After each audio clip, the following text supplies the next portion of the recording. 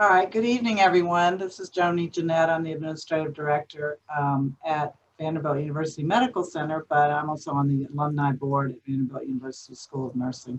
And I am so excited to be the facilitator tonight for the speaker series. I'm going to let Dean Norman say a few words to start us out. So thank you all for joining us.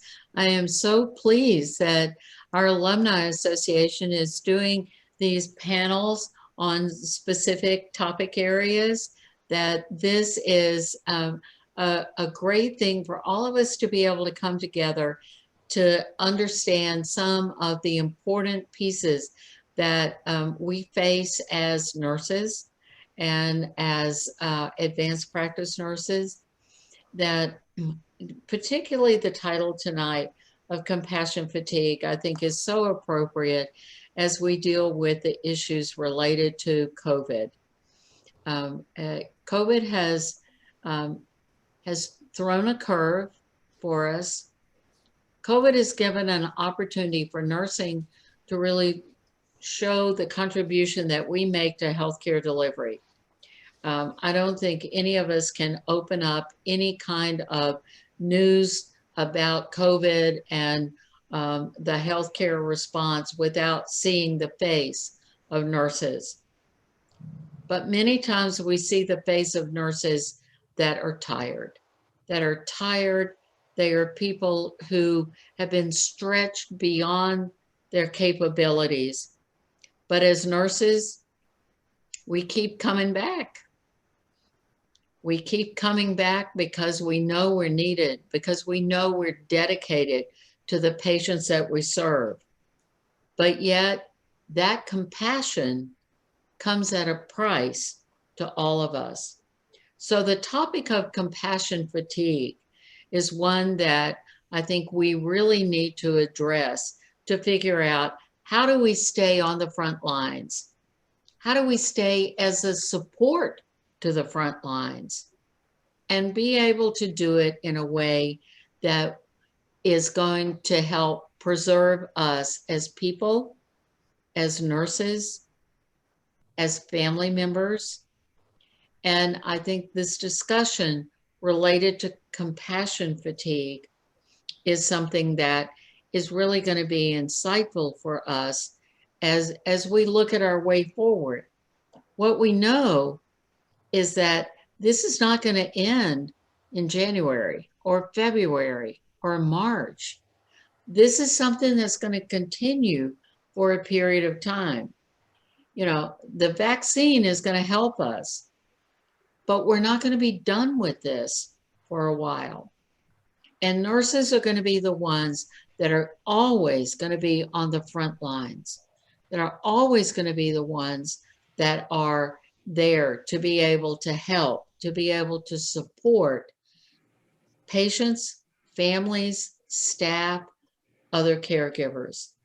So this is such an important topic for us to deal with right now. I thank you all for participating. I thank you all for the time and effort. And I look forward to the topics and the panelists that we have who are truly experts in this area of compassion fatigue. So now I'm going to turn it over to Joni, who will be the moderator for this session. And I so look forward to this. And thank you for your support of VUSN. Thank you, Dean Norman, for your support of this work. We're really excited to offer this first panel and others in a series that the Alumni Board is putting on this year. And we felt like compassion fatigue was very, very appropriate for this time of year in the holiday season, but even more appropriate with what everybody's going through in today's world. So I'm going to introduce the speakers. We do have some questions prepared, but I'd like to ask the audience to go ahead and put in their questions if they have any in the chat box, and we can definitely address that. So we have Dana Nelson Patterson, who is from Washington, and her bio, all the bios were on the front page. But Dana's familiar with the nursing home experience in Kirkland, Washington, and the traumatic effect on the staff that is going on now. We also have Margie Gale. Margie is from the Employee Assistance Program at Vanderbilt University Medical Center, and she has developed several toolkits for staff that has specific behavioral ideas to combat effects of stress and anxiety, and also an eye to the future for this work. Marlene Crenshaw has an interest in being transparent about who is among staff and her NICU patients with COVID. Marley is the administrative director of the NICU, or Neonatal Intensive Care at Vanderbilt Children's Hospital. And then Brittany Haskell and Matt Shore has published Easing the Psychological Impact of COVID-19 for Nurses, which was in My American Nursing in April 2020. They are both psychiatric practitioners and faculty at Vanderbilt University School of Nursing. So we feel like we have a very, very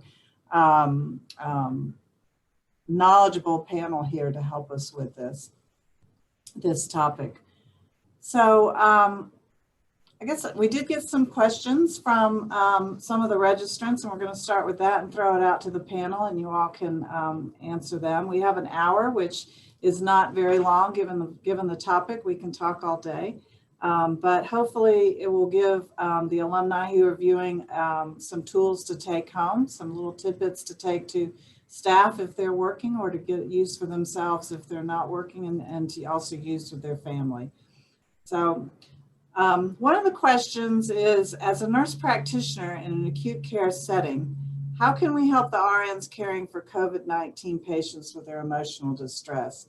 Certainly, my experience is with the nurse practice. There is a large group of nurse practitioners, and as Dean Norman said, their faces are tired. They're exhausted. It's it's surreal. I saw somebody today, and I said, "How you doing?" She said, "I'm doing."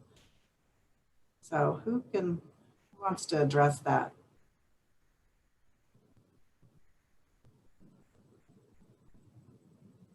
Brittany, do you have any tidbits? I was actually thinking, I was looking forward to hearing Marley and Dana's response, considering the inpatient hospital setting. Well, I can speak for the NICU setting. We have a large unit, and when Dean Norman and Joni both talked about the tired look on your nurses' faces, I can certainly see that, and I see it more and more every day as we go forward. But I think the thing that we did here back in mid-March, when it first started here, is that we had our first case of a staff nurse with it, and we rounded as a senior team management team and talked to all the different nurses here that day and said we will be transparent, because everybody was so fearful. I think the fear has died down, but now it's the compassion fatigue that has set in, especially as holidays come on. But we made a vow that we would be as transparent as possible. And I know that one nurse specifically in a crowd said, "But we're scared you won't tell us." And we've made a huge effort every single time there's a colleague. And as of today, there's been 34 positive staff colleagues in our unit that have tested positive, but so many more have been tested and out. But we have made that vow, and we obviously don't say a name, but we continue to say, as of today, we have another colleague who has tested positive. But our leader rounding has helped a lot, because they see us more, we're more visible. We haven't shut ourselves back in our offices. I think that's helped. I think opening our doors when they want to come in and talk to us, or if they have fear or questions, so we certainly send them to EAP and Margie Gale and her department for more counseling. But I think the thing that has helped us the most in our particular NICU is to be visible and be present and to answer their questions, because not only are they struggling with what's happening in their own families and their own environment. Of course, babies, we don't see as many positive cases, but the families that are coming in, and there's so many restrictions that it's just worn people out. So our vow is to keep rounding and being transparent and visible. So I would just say, I think as the question was asked, it was, as an advanced practice nurse, what can we do to help support the staff RNs? Yeah. So one of the things that is really kind of typified our nurses are fatigued about the constant change. Almost weekly, things are changing, things related to visitation limitations. Visitation, we're going to open it back up. Nope, now we're going to close it back down. Different PPEs. This week, this is what you're going to wear. This week, nope, we don't have any more of that. You're wearing this. There's an element of change fatigue.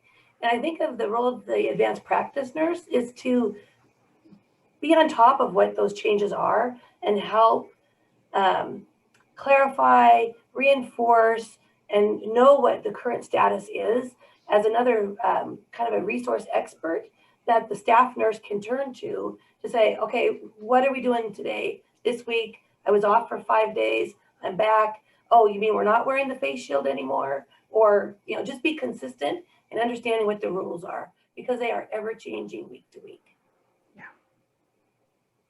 Marley and Dana, you both talked about transparency, and I think that is so important right now, especially to, just emphasize how important communication is, whether it's an inpatient unit or an outpatient unit. So I think that's awesome that you both have maintained that. So a question came up in the chat that said, how can those not in the front line of COVID help in nurse practitioners that are? Any ideas for the group for that? Well, I had a really serendipitous moment today when I was in clinic today. And so we have a regular scheduled staff meeting at 2 p.m. And so all of us are sitting in the room today. And one of the psychiatrists that I work with, she was like, we're not going to talk about anything else, but I just want to know how you all are doing. Right. Let's check in and talk. And like, you might hear my dog crying in the background. She's old and she's not doing well. And she's, what I can only refer to as sundowning at night, and she's not sleeping. And so I'm taking a series of naps throughout the night. But all of these things we're all going through, like life is normally happening along with all of these things. And for us to just sit around as a group and talk about how we're doing, and because nobody knows how you're doing, like the people who are doing your job, right? You can just give them a look and you said, I'm doing, right? That's all that person had to say. I was like, I got you. Right. I know exactly what's going on. And so I think it's so important for us to check in with each other and say, hey, let's talk. Let's just talk, be real, and everything's on the table, because we're supposed to be the strong ones, right? We're the ones who have to keep everything together for our patients, for our colleagues, for everyone. But like all that stuff is going on with us too. And we really have to support one another and just check in with each other and say, can we talk, right? Can we just like go over stuff and like, I'm going to tell you how I feel, and I want you to tell me how you feel, because we're all going to feel better afterwards.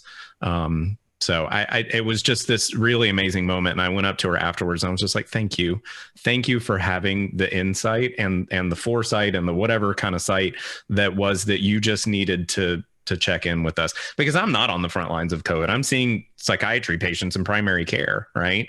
So I'm not dealing with COVID patients directly. I mean, all of us are affected by it, but it was, just everything that's gone on in this year has just, we're all exhausted. And so for her to check in with it was just huge. So that would be my strongest encouragement is to support one another and just check in with each other and say, how you doing?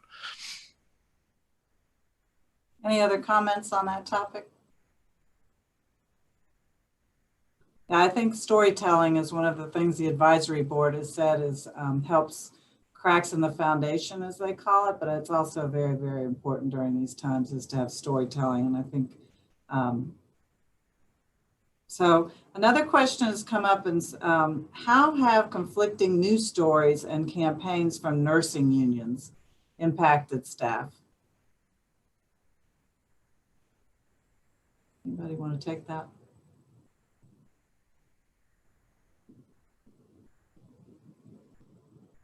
Well, I could tell you that, the frontline staff look to their nursing leaders as their sources of truth. And again, keeping yourself apprised of everything that's going on.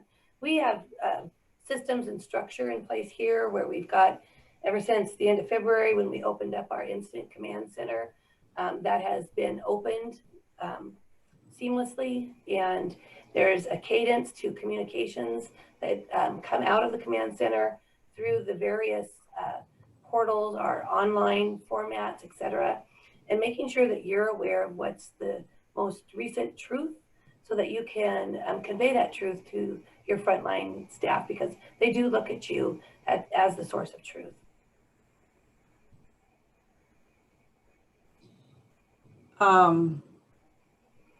So a little bit about, and then I wanted to ask about some of the ideas of how to deal with compassion fatigue and things that hospitals are doing. But how would you advise families with elderly members how to deal with possible fatigue and caregiver fatigue? Joni, I can take this question. I feel like this is such a huge question because whether it's caring for an older adult or caring for a young adult right now, I'm sure a lot of our listeners have some of those same stressors too, caring for family members. But I think it just highlights the need for self-care, no matter who you're caring for right now, and also being kind to ourselves. And considering that self-care now may look very different than it did before COVID. I think a lot of times we think about self-care as these very isolated things that we do, like get a massage or take a bath. And in reality, it can look very different. It can look like taking a breath, when you're getting overwhelmed. It can look like taking a shower and brushing your teeth in the morning. It can look like sitting down and eating a meal throughout the day. And I think putting an emphasis on those little intentional things throughout the day can be really helpful and increase your capability to care for those around you. I think there's also an added layer of anxiety when it comes to caring for older adults, obviously because COVID is having, horrible ramifications for older adults right now. And I think we all feel a lot of anxiety surrounding that. And I don't think all of those emotions are something that we necessarily need to shove down and think that they are abnormal, because they're not. Anxiety is going to happen right now. Grief is going to happen right now for a lot of people. And being kind and accepting some of those emotions, I think, is really important, because it's not wrong to feel anxious for what's going on, because it's an anxiety producing situation. And if you do have a family member that contracts COVID, it's not wrong to feel those grief emotions that are happening right now. But I know we've talked about this over and over. I think the best thing that we can do is to check in with each other and also just be kind to ourselves right now, and be forgiving to ourselves for how we're feeling and reacting. I love being kind to yourself, because giving yourself grace, right? Because I had a moment the other day where I found myself getting really, really frustrated and angry about, a situation that was completely unrelated to healthcare. And it's like, oh, this is all this stuff. Like, I'm normally not like this. And so this was the stuff coming up. And I was, just everything going on and how that impacted me in that moment, and saying, okay, I recognize that, and giving myself some grace to have the emotions and feel those emotions. I love that. Yeah, I think, we opened up visitation hours to 2 hours a day on the COVID unit. And when it first started, the families would gather in the waiting room or the lobby outside the unit. And I went up there, and it was interesting to watch the dynamics, because you had the sometimes the younger wives or husbands or spouses. And then we had one older elderly man whose only son was on the unit. And he was very, very sick.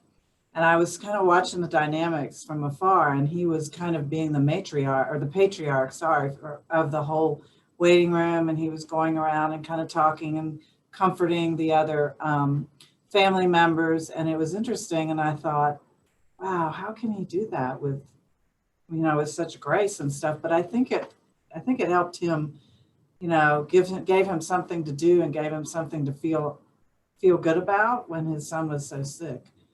You know, and everybody does cope with it differently. So I think he was trying to be kind to other people. I think we all sort of feel like unswaddled babies right now, that we just don't know what's going on. And so we all want to be burritoed right now, and that's just not happening. Yeah. You know, at work here in the Children's Hospital, space is such a luxury because there is no vacant space anymore. But the NICU, due to our volume of 100+ babies and the acuity of our patients, one of our charge nurses, or one of our assistant manager type roles, took a supply room and emptied it and made it into what we call a Zen room. And we're protecting that room with all of our might because it is so needed. But there's a soft chair and there's soft music if you choose to play it. There's a sign on the outside where you can say, you know, used right now and use. But she's got coloring books and crayons in there if that's what they want to do, or just to sit and close your eyes and take a breath from your patients and your assignment. And she's even put a little, like a journal if you want to do that. And we also have an audit. So you can evaluate whether this was a helpful tool or not for you. And it's overwhelmingly helpful and resourceful. So we'll keep that up. It's been very helpful. That's wonderful. Mm-hmm. So this was another chat question. Retired nurse feels compelled to dispute false information. Is there any advice? I think maybe the retired nurses, you know, once a nurse, always a nurse is what I say.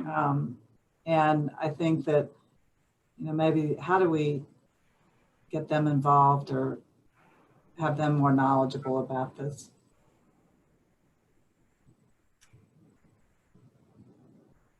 I tell you what, I have never been more proud to be a nurse, and just witnessing all these nurses searching for this, you know, relentless pursuit of what is actually happening and what is actually evidence right now has been awesome to see.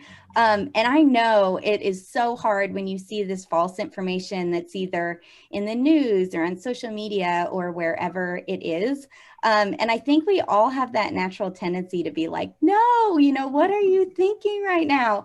But I think we have to understand that we have to be gentle to those around us still, even understanding that that is their point of view. Something that I've been trying to do recently, because I struggle with this also, like, you know, what do you say in those situations, is trying to understand their point of view also. I think can be really important. But then also knowing that, you know, maybe some of that information may not be totally correct, but they're coming from a place of trying to understand also. That's a great point. You could always, you could always think about pulling them back in, and they could come back out of retirement and support employee health and doing contact tracing or manning the COVID line and answering questions and ordering tests.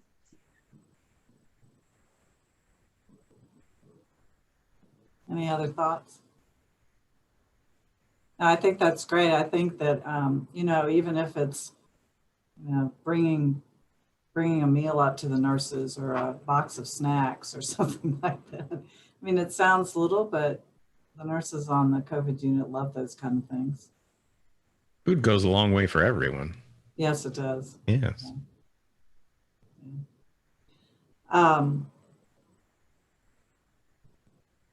So how do you coach young nurses and students in order to help them with the day-to-day opportunities with compassion fatigue? You know, I think about years ago when I became a nurse, and I'm so excited, and I see the residents and everything. And I think that the nursing is going to be different going forward, and nurses are going to think about it differently, but they're young, and, you know, even their families who may not be in the medical field or the healthcare field feel different when they call and say, oh, I had to work on the COVID unit. So how would you advise coaching them going forward and preserving, you know, the strong career of nursing? I always try to, when I'm talking with students or early nurses or NPs, just really remind them that we're trauma sponges, right? We just have to soak up and absorb everyone else's trauma. And especially, in psych, I mean, we hear awful, horrible things that people do to each other every single day. But, I think right now seeing just, how much damage is happening to everyone that you have to, you are, whether you want to, absorbing all of this. And so being mindful that it's okay to struggle sometimes, and it's okay to need help, and it's okay to ask for help. The wonderfully wise Betsy Kennedy, when I was in this program, told us we don't practice in a vacuum, right? There are other people out there that we can ask questions of, that we can reach out to, that we can ask for help.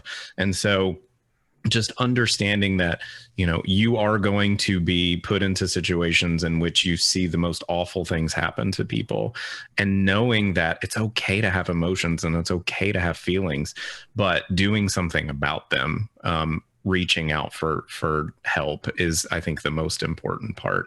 So getting them to understand that it's okay, that you struggle sometimes, because all of us do. So what have you done with staff or students that possibly aren't reaching out or retreating, or those are the caregivers or the nurses that I worry about, that they're not reaching out, that they're going further the other side, or they're saying I'm okay.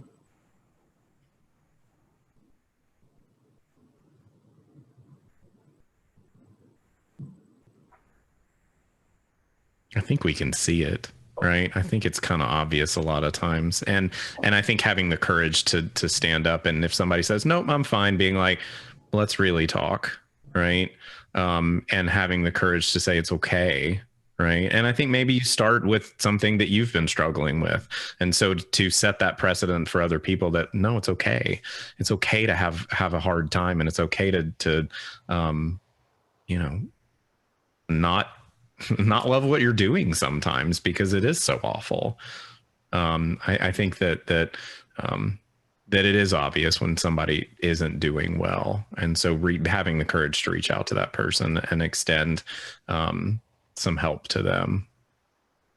I also think it's important to validate, if they do articulate their fears or their anxieties, to validate those.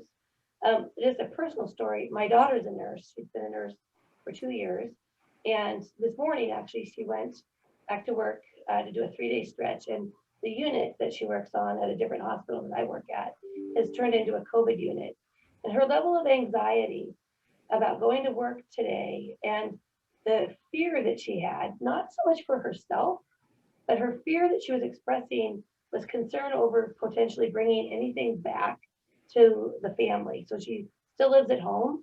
And so she, in her mind, had gone through this very regimented process of how tonight at 7 o'clock when she comes home, how she's going to come into the house, enter the house, bathe, strip the clothes, take a shower, she'll wash her own clothes, but just very, very regimented. And I think just allowing her to talk and listen to her fears and anxieties helped calm her down, so that when she did leave for work this morning, she had more of a can-do attitude. Her fear was a little bit alleviated. I think really listening to and validating their fears and concerns is so important. Mm-hmm.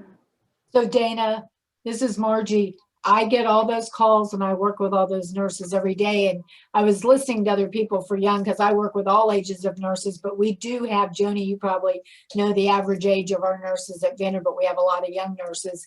But what you're describing is, during this extreme stressful time, people have to develop their own daily rituals. Yeah. Because we know that rituals that we create, that we've either used in the past, doesn't mean we're OCD, but rituals help us, and we learn those things, and that will help us with it. So that whole thing, I talk with nurses about that all the time, of how they take off their clothes, where they leave them. If they live in an apartment and they can't take off their clothes out in the hallway, because they live in a condo or an apartment, but they literally, they tell me all of this of how they do it. They step inside the door, everything off, and then they go in and what that is, and that's calming to them.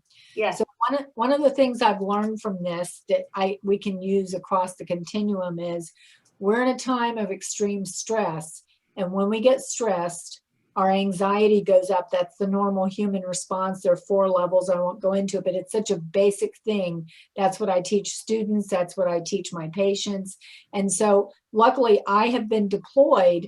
I'm a mental health nurse. I'm a counselor to all the nurses and all, working with a team of the 30,000 people who work here at Vanderbilt, and have reached out, and we offer compassion fatigue workshops. But right now, people are in extreme stress. So I'm trying not to teach them too many new things. I'm helping to shore up what they already know and can use. But here we are, we have stress, and then we have extreme stress response. That's at a higher level. And that's when I begin to get really stressed. So how do we help them in little concrete ways dial that down? They're not even aware of their own feelings, because when we need to have good problem solving, we need to be creative individuals, but we're not. We're concrete individuals. Our rat brain is taken over, and we need to be using our executive functioning even more and to engage it. So we do rituals, and we slowly through the day dial it down. And then when we can do that. So one of the things that we have at Vanderbilt is that we have an Ask Me campaign. So I take the phone calls. So for example, yesterday at Vanderbilt, I took 91 calls from staff of everything from should I test to I tested to right now this week is I have family coming in. How can I get an asymptomatic test when those are not easily available? And then we identify units that we are seeing more positives from, and we can go and we literally, I go with Dr. Nobis, who is our COVID triage provider, and we socially distance and we mask, and we always are modeling the behavior, because even though people are taking care of COVID patients, in their break rooms, they're still taking off their mask and sitting 2 feet to their colleague who they think they can't catch COVID from. And that's where our positives, that's where our positives are coming from. But with that set aside, so we went through, and we've at times, these nurses can handle so much. But we went in and I said, I know we're going to be able to get them to open up. So this week what we did, and last week Joni was there too, we went to the units and we said, we know you're going to be seeing your families. What can we do to help? What do you need to know? So I know that people, when they have more options, they feel freer. So we began to talk, even though they know everything about taking care of COVID patients, they didn't realize that if they go see their family or their family comes here, if they're all staying in the same household and 1 of 10 or 20 people who are living in the household, be it a big place, test positive, when they come back to work at Vanderbilt, they're going to be on quarantine for 14 days. Any other type of exposure other than being positive themselves, they can surgically mask and come back to work. And that's really important for them, both for their ethical and for the control of their lives. And so they didn't realize that. And I said, you might have some options. You want to have your family here. Do they really need to stay with you? Or do you want to get them a hotel room, which many of them are at much less rates right now? They can come and spend time with you all day long. But if it turns out somebody's positive, no one's going to have to quarantine, or at least you're not going to have to quarantine. And I can't tell you, last week and this week, I went from unit to unit. They said, we're so glad to know that, because see, I've had the experience of over a long period of time, people who have to go on quarantine from going on a trip to Gatlinburg with their friends, and their friends test positive, and now they were in a big suite together. They've all got a quarantine. They said, I wish I could undo that. So we prepared by educating them. And I think this is the kind of thing we're really trying to work on here, empowering them with little bits of knowledge, because they're so busy taking care of all of our patients. So that's one of the things we're doing. Thank you. That's great. There was another question in the chat room, and they commented on the Zen room. And what are other ideas nurses can put into place for compassion fatigue or self-care? Margie, I don't know if you've...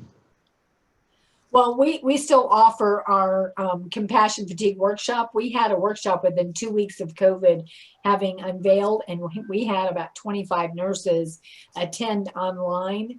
Our next one is in about a week. And so we have a workbook and a toolkit, and I can send some of these tools out to people of things that people do. One, as I just said, is I encourage people to think about what they do when they leave here that are their rituals and the things that they can count on for themselves that they can do to kind of wind down. In terms of meditation, there are many different apps that people are using now that they can get for free, that they can go on and just get them. It helps people go to sleep. You may know I've been trained in both University of Pennsylvania and at Harvard in sleep and insomnia. And so I've done a lot of work in that. And there's a really great app. So I can send these things that we can send out to people. I have a short list and I have a little bit longer list of apps, tools, reading, and things that nurses use to help themselves cope. Because things like cognitive behavioral therapy, it's very specific of how do I calm myself down and go to sleep. I can tell you for me, one last thing I'll add, because we've had to suspend it for now, but we began working on compassion fatigue here at Vanderbilt after 2011. The American Nurses Association dedicated an entire issue of the online journal to compassion fatigue. And I took the journal, the whole thing cover to cover, and that's what I was seeing every day in my work. And I read the whole issue through and I went, oh my gosh, they're describing everything I see, but no one has made one suggestion about what to do. It's all very academic. And so I set about gathering what we do to help nurses help themselves and find the measures. And that's what we put together in our workshop to help them develop their own toolkit. But one of the things, as I said, that we did that we can't do right now is we have a fella at the psych hospital who is a Grammy award-winning musician who used to play with, oh my gosh, I can't remember the guy's name, but one of the biggies in music here. He's married to, the blonde rocker. But anyway, I can't remember his name right now. Anyway, but David has Grammy awards himself, and he's a drummer. And so he and I've developed, we do drumming together. We can't do it now because that generates too much activity, but we drum together. And we also then help people learn how to meditate and breathe and calm down. And so if she gets a chance, Dr. Norman has heard us because we once disrupted an entire meeting with her board of visitors, I think, but we had 50 doctoral nurses and other people drumming together. And Peter Bearhouse came in the room and joined us. And Peter now is taking drumming lessons from David, who has done them online. That Peter apparently his whole life wanted to be a drummer, and he now is a drummer because of that. And so we can dial up our energy to focus on how I use my energy, and then we dial it down through listening to music and meditation to dial us down. So those are some of the things that we've used here. I can share a couple of things that we've done at the School of Nursing. So I think a lot of us are starved for socialization that doesn't have to do with COVID right now. So some of the things that we've done is we have a virtual book club that meets, I think they meet once a month or every other month. We've also done a coffees and conversation virtually. So just a time for faculty and staff to get together to just talk about what's going on in their lives. We also did this fall, we did a fall festival that was virtual that included, we did trivia, we shared pictures of our pets and had a competition on the pet that was wearing Vanderbilt attire. So just fun little things like that, I think you can infuse into the work setting that don't have to do with COVID. That's like, let's have fun right now for a little bit. I think anything like that can be awesome for, you know, a unit, or if you're working in education, either one. Dana, you know, we're all here in Nashville and you're on the West Coast. So, and, you know, you are, can you tell us a little bit about the subacute setting and what's going on in that arena for this compassion? It's harsh right now. we have in the Seattle area a list of 18 facilities that are not accepting patients. And so what's happening because of COVID in the facilities, we have several facilities up and down the I-5 corridor that have very rampant incidents of COVID in both patients and staff members. We've had a few hospitals in the Pacific Northwest here that have had COVID outbreaks as well. Our governor last week just put us on another 4-week ratchet back.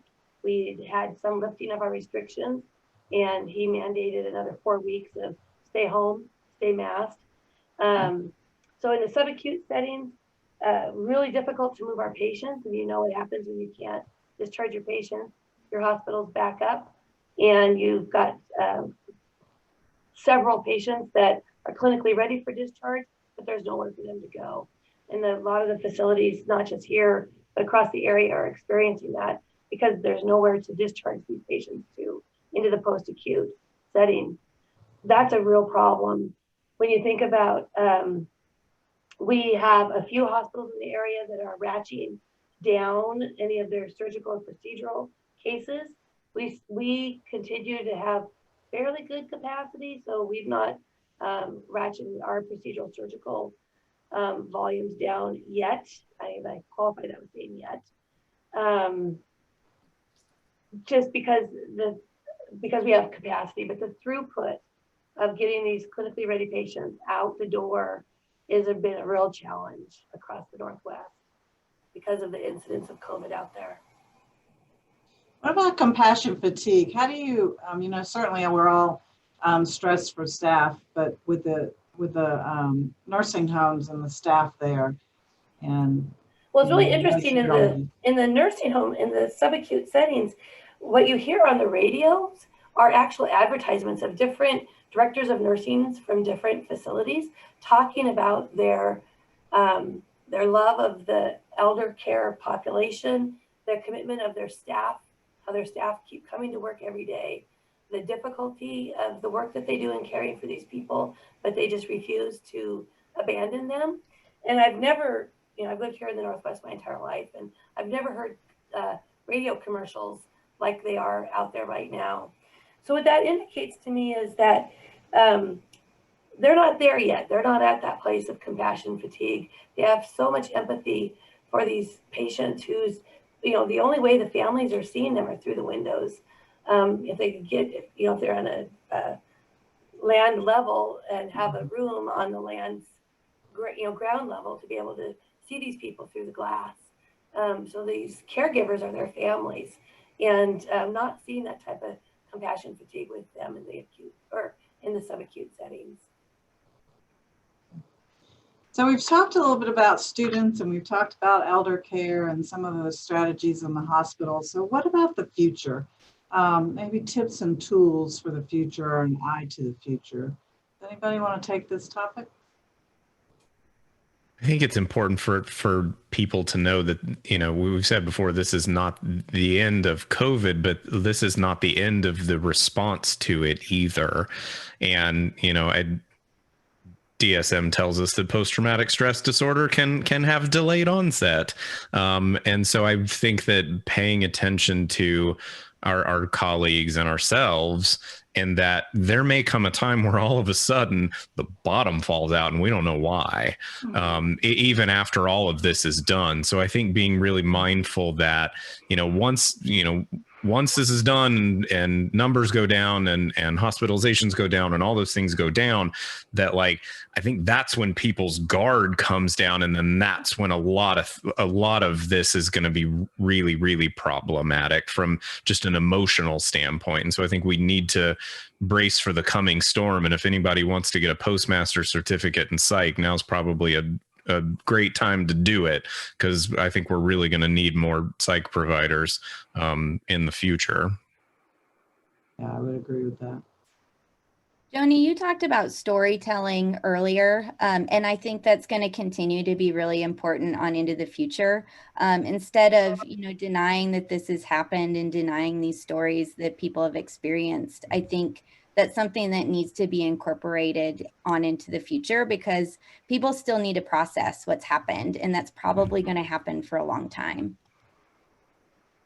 Yeah, I love that, Brittany. I think that, you know, and I never really thought about it until the advisory board actually put this on paper about storytelling and telling stories. And I tell a lot of stories, but some people don't listen to them. But I think that it is so true to be able to share that. I remember as a new grad being on the floor, and the nurses, I work pediatrics, Marley, you would appreciate this. And the older nurses would talk about washing bottles and putting them in a little rack and syringes. And I would go home with my roommate and go, do you really think they did that? So I think that that's what's going to happen with this, is that the younger nurses are going to hear these stories about this pandemic, and, you know, it's going to be interesting. But I do think that it's a release. It's, you know, it's something that, you know, nurses can share and people can share. I A was going to really share. beautiful opportunity to convey, you know, what it was like, right?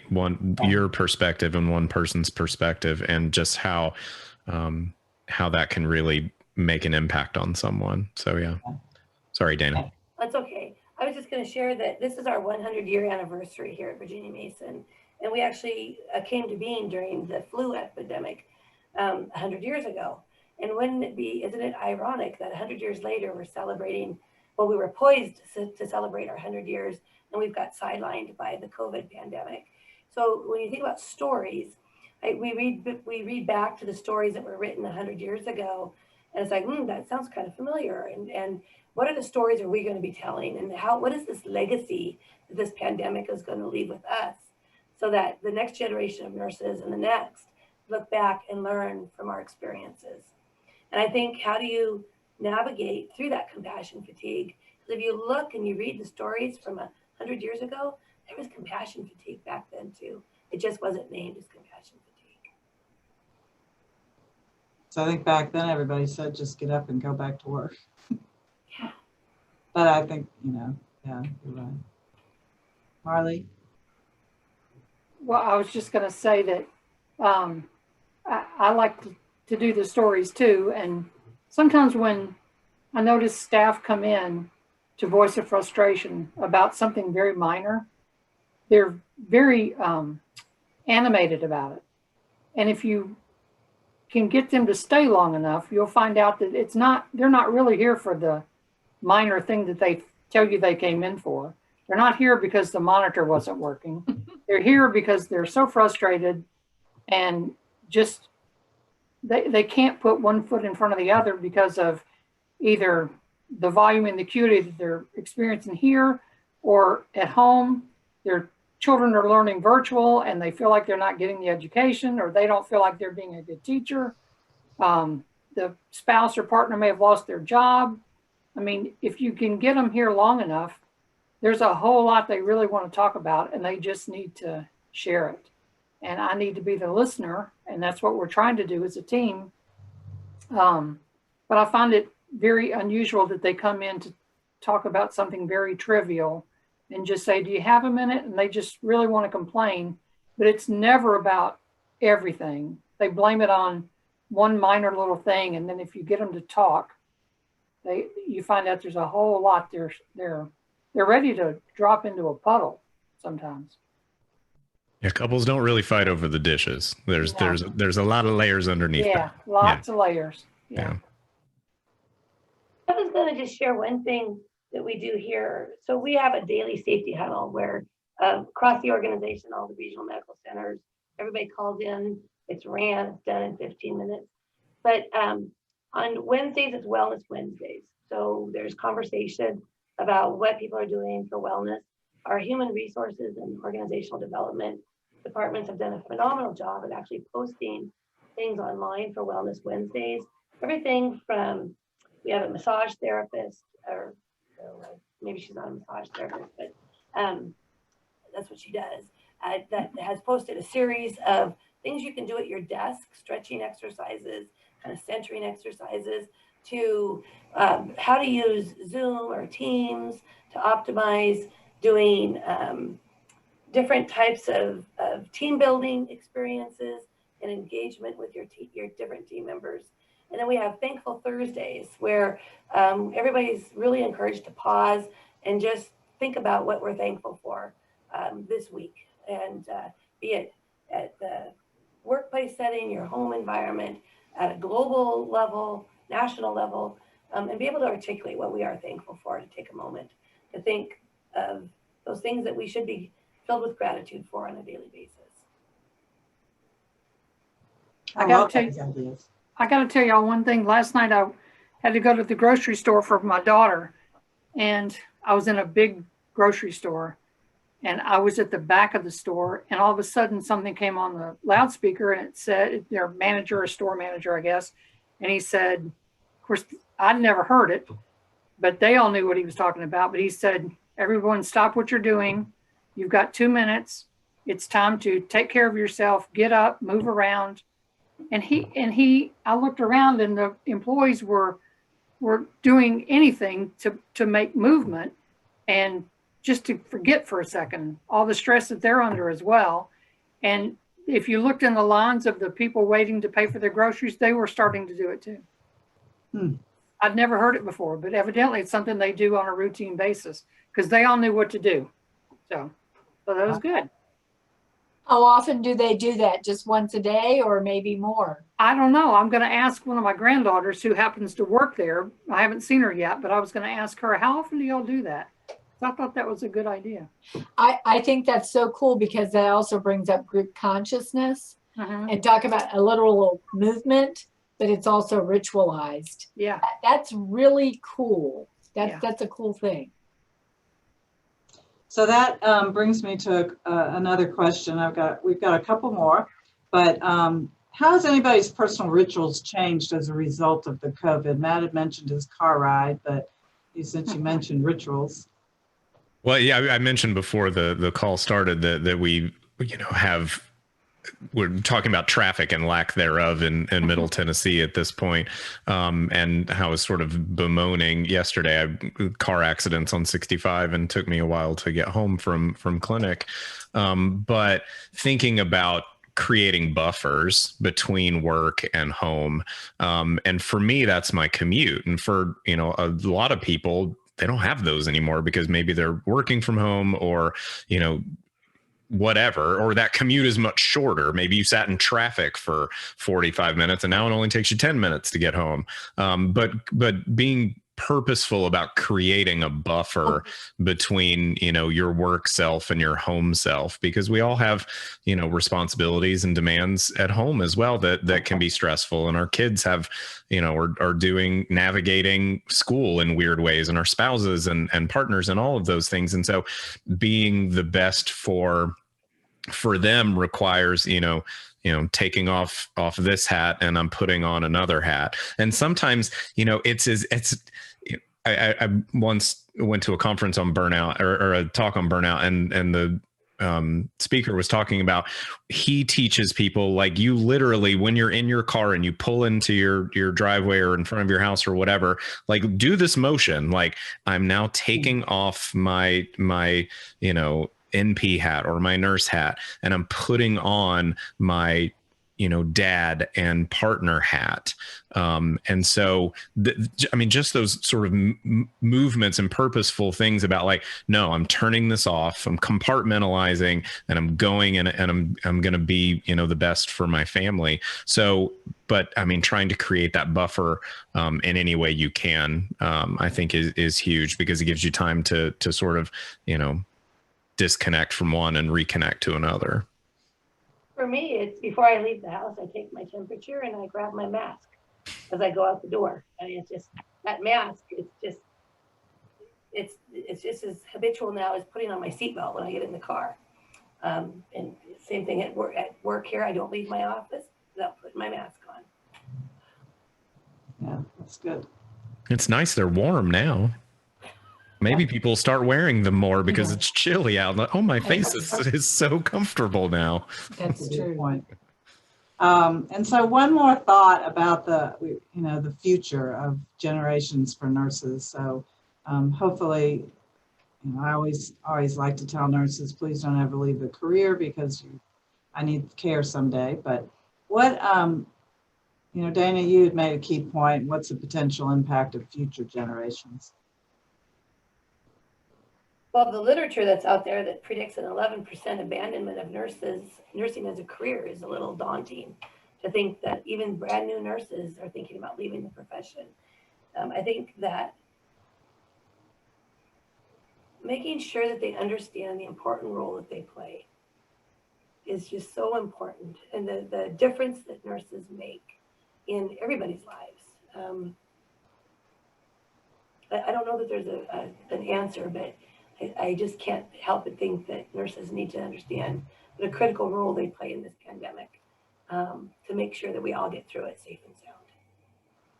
I really hope the literature's wrong. I really hope that young people are seeing this and being like, wow, like what a really cool thing that I get to go and I get to go help people and take care of people, and I matter, and what I'm doing is making a difference in someone's life every single day. Like, whose job gets to say that a lot of times, right?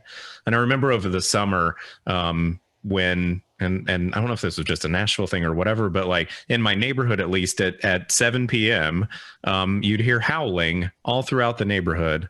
And what that was, it was howling for all the frontline workers, and that was shift change. And so it was so cool to hear just everyone outside just howling. I mean, at first I was like, well, someone's off their meds. Like, this is not good. But looking more into it, was like, well, that's really amazing that we're celebrating everyone who's working so hard to take care of people. So I hope that literature's wrong, and that we see, you know, this massive influx of people who are like, I want to do that, because that makes a difference. Yeah, Matt, I was thinking, I hope we continue to see the support for nurses. You know, we've had this huge support for nurses from our communities to organizations to hospital systems, and I hope that continues, because I know I've really felt that. I know a lot of us have seen that, and I hope that doesn't go away, because I think it's really important right now. Yeah, I agree. I think that, you know, we have to remind them what a great career it is and what a great work that it is and how impactful it is, that we do get to help people, and whether it's helping people get better and have a better life, or helping people move to another part of their journey and do it with great grace with the families. So I think we also have to make sure that we're taking care of ourselves. Any parting words? We've got one more minute, Margie. Yes. You know, we have to look to the future, but we also look to our past. And one of my rituals is, as I finish, I'm an EAP, but I work with occupational health. So at night, sometimes a little bit even later after it's dark, I make my rounds and I go up and I get my messages and I finish what I'm doing, and I stop and I process, and I either call or I send out emails to people. And I feel very connected to Florence Nightingale and the rounds that she made. And so when I go to my car, I use my phone and my flashlight. I think that's pretty similar to the fact that she used her little carrying a lamp and made her. I think about that. It's not about me, it's about what we do. And I feel very connected. And we also remember every improvement in great shift in healthcare has come, unfortunately, from a crisis in health, war or pandemic or plague. And I'm entering, I guess it's now, since I started nursing school, 51 years, and I love it more than ever. And so maybe it's appropriate I can say this. I started in 1969 at the front doors of the School of Nursing, and they took care of me and served me well. And what they taught me was what allowed me as a psychiatric nurse and counselor to come back to epidemiology, because I learned that in my basic program, and I'm able to use that. They tried to send me home, and I said, oh no, you may not send me home. I've got to be involved in this. I would not have wanted to be anywhere else. So thank you to the School of Nursing. It has made my whole life and my career, which is part of my identity. Yeah. Well, thank you so much. I wouldn't have wanted to be anywhere else tonight than with you all. And I just so appreciate your input from all over, from east to west. So thank you. it's so appropriate we go into the holiday season and use these tactics to recharge ourselves. So I hope everybody has a very, very safe Thanksgiving. I do want to say that the next alumni panel is going to be December 16th from 4 to 5 Central Time on geriatrics, quarantining, and COVID. So that's another very timely topic, and the details will be on Zoom. But again, thank you so much. You all, I'm sure you had other things that you could have been doing, but in the true heart of nursing, that you shared your ideas, your thoughts, and yourselves with everybody. So thank you so much. Thank you. Thank you. Thank you. Thank you. Thank you.